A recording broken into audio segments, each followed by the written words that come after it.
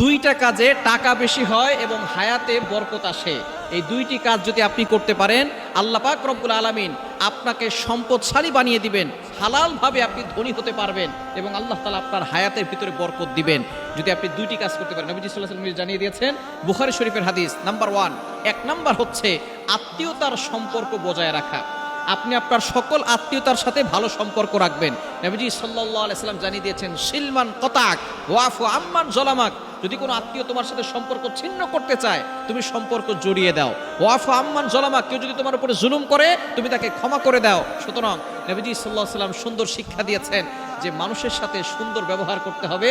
অবশ্যই আপনি আত্মীয়তার সম্পর্ক বজায় রাখবেন। মনে রাখবেন, আপনার মামার সাথে এই সম্পর্ক আল্লাহ তৈরি করে দিয়েছেন। আপনার সাথে আপনার খালুর সম্পর্ক আল্লাহ তৈরি করে দিয়েছেন।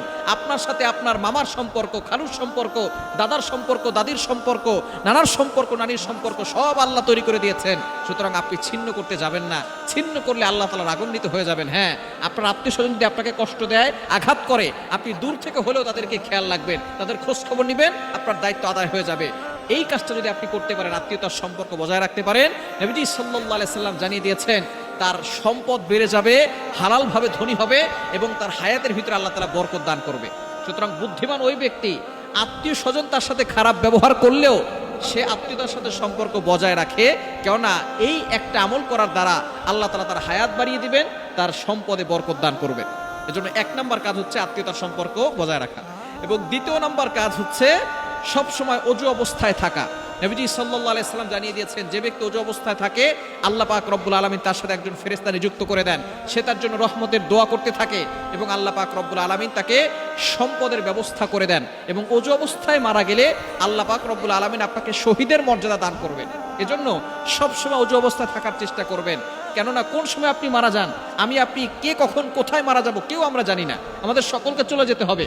আল্লাহ পাক রব্বুল আলামিন সূরা আলে ইমরানের 185 নম্বর আয়াতে বলছেন, কুল্লু নাফসিন যায়িকাতুল মাউত, all animals R mortal, so the man is mortal. প্রত্যেকটা প্রাণীকে মৃত্যুর স্বাদ গ্রহণ করতে হবে।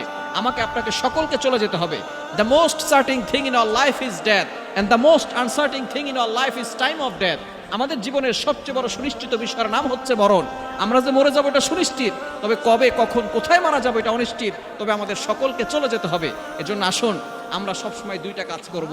এর মাধ্যমে আল্লাহ তাআলা সম্পদ বাড়িয়ে দিবেন এবং হায়াত বাড়িয়ে দিবেন। এক নাম্বার আত্মীয়তার সম্পর্ক বজায় রাখবো, দ্বিতীয় নাম্বার অজু অবস্থায় থাকার চেষ্টা করব।